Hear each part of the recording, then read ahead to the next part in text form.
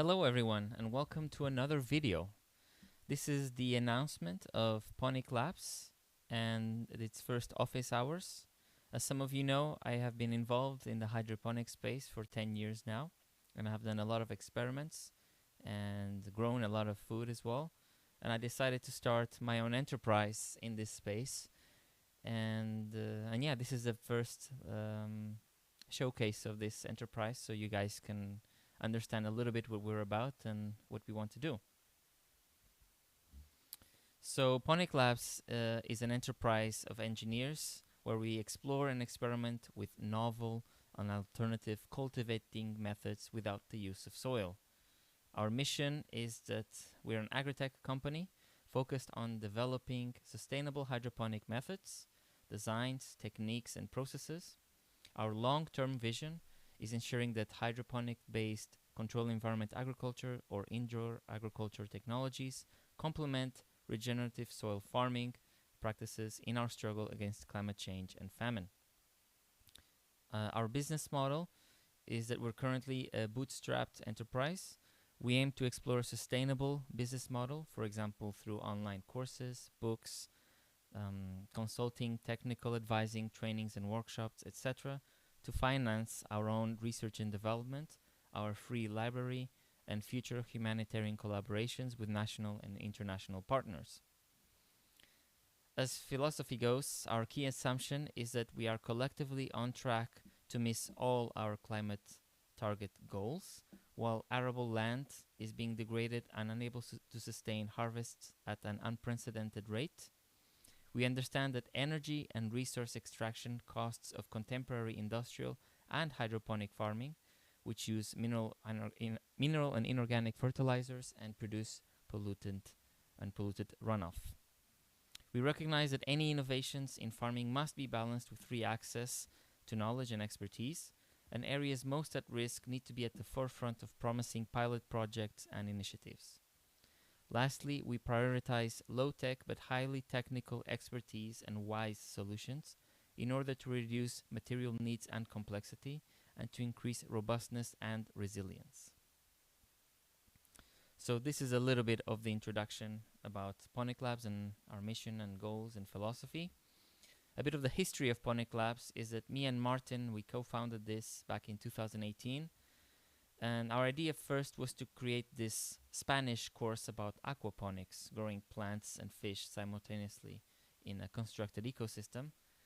And we did it in Spanish because we identified that a lot of people in South America specifically were interested in hydroponics, but couldn't access the very expensive mineral fertilizer that we typically buy here in the stores. So they were also interested in aquaponics because in aquaponics you just have to buy the fish feed, and that is a primary nutrient input, and then you can grow both the protein and the plants simultaneously. So that was a big success for us. We sold several of the courses, and that was able to fund further ideas that we had to expand PonicLabs and to perform more experiments of our own to test how we could really grow hydroponics in a more sustainable way. And one of these experiments, now going a bit into the office hours and the past events, was precisely MUNCH, which stands for Method of Upcycled Non-Circulating Hydroponics.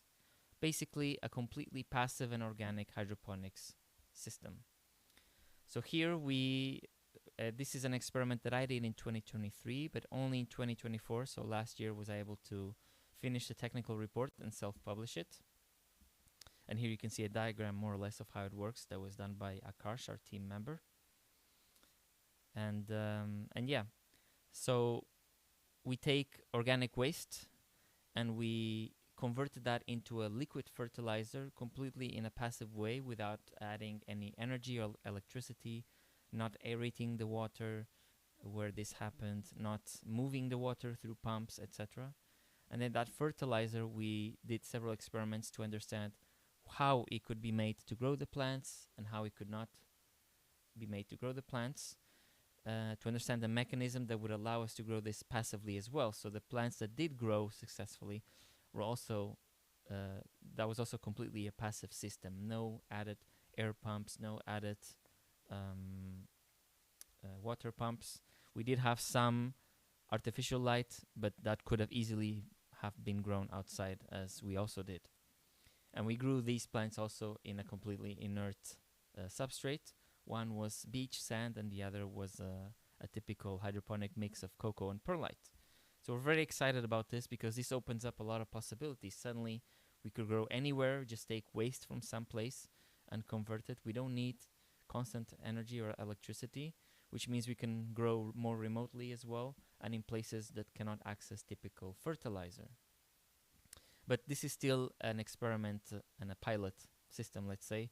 So we still need to fund further research to understand how we can scale this up to a more commercial scale, let's say. But we're excited about that. And I will link it in the description, the technical reports. So if you're interested in reading about it, you can also check it out. Now, last month, I was also invited to speak at the Ölands Museum, which is a museum in the Öland Island in the southeast of Sweden. And they had this event called the Museum of the Future. So I was invited to give a talk about hydroponics, and I made a presentation and a workshop about low-tech hydroponics specifically. And this was very interesting because it forced me to think about hydroponics in a more low-tech way, not only how we grow the plants, but the key design principles of what we consider low-tech and how we can make sure every step of the way in cultivating plants in hydroponics can be made more low-tech. So I prepared the presentation, which was very well received, and then I also did this workshop where I built the stage with live examples of how this would work in practice, from different reused containers to different methods of preparing the nutrient fertilizers using a bit less energy, and also how we can think about the actual energy aspect in a bit more local way. So instead of relying on the complex energy grid, we could have a battery and a solar panel and be a little bit off-grid. And in that sense, be a little bit, it's not completely ideally low-tech, but it's a bit more low-tech than it would be to be reliant on the grid, for example. But the idea also was just to showcase the different examples of what we can do. And it was fairly also well received. I also have had very stimulating conversations with the Cultivator Art Project, which kindly hosted me for 2 nights, and also all the other interesting presentations and projects in the Museum of the Future regarding sustainable agriculture.